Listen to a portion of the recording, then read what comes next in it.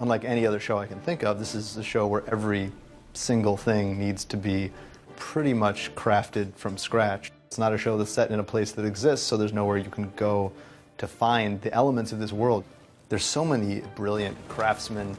It seemed almost a shame to not let other people see these things. And really these artists who deserve so much credit for the work that they've done, for the passion they put into the show, and it's great to give them a moment, you know, to have this book that really commemorates their efforts, whether it's Tommy Dunn's swords and all the other weaponry, or Michelle Clapton's costumes. People like Will Simpson doing the storyboards, and Gemma and her team of production artists. You're surrounded by the result of so much love and skill.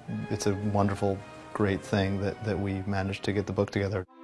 Game of Thrones, I think, it's got a reality to it that pulls you in. I mean, I know we're meant to deal with dragons and whatever it is, 8-foot wolves, but I think because of the characters and the intrigue that's involved in here, I sometimes forget that we're actually dealing with a fantasy world because you're trying to set it in an arena that feels like real time. And because it's not related to any particular time, there's really no starting place. Okay, it's medieval, but it is a fantasy, but there are so many medieval fantasies.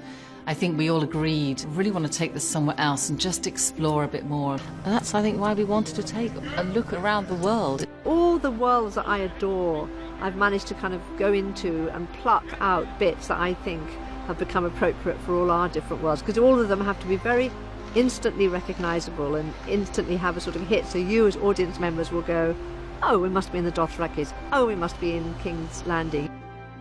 It was very hard at the beginning because we had a huge amount of ideas and design aspects that we wanted to do. How are we going to build this now? It's one thing to do a drawing of 7 spires, you know, thousands of feet high. You know, you end up on one stage trying to build a composite set that gives you the essence of what this is. So that's been quite a struggle. But I think we've done some real magical stuff. I think that was really interesting, developing those things on a practical level. I mean, you know, the armour has to work. It doesn't have to look like anything we've seen before, but it still has to work as armour.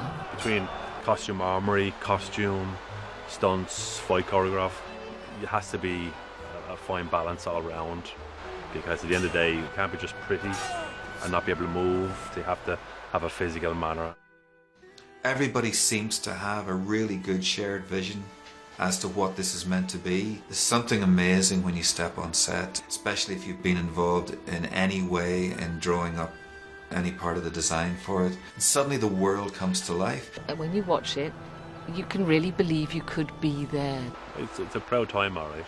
Very pleased to see a lot of creations and a lot of our own ideas going out there on TV. It's been so immense, this project, from start to finish. We look back and we think, did we do that? Gosh, when was that? Hopefully all of this stuff sort of disappears into the fabric of the story, but it's fun to then, after you've had that experience, to go back and enjoying them as almost objects of art and just appreciate how much work and how much love went into it. To see some of that and to have it in a book, you know, it's something that I want to have. Like I'm part of the reason I'm kind of selfishly glad they've made it, because it's something I really want just to have on my bookshelf.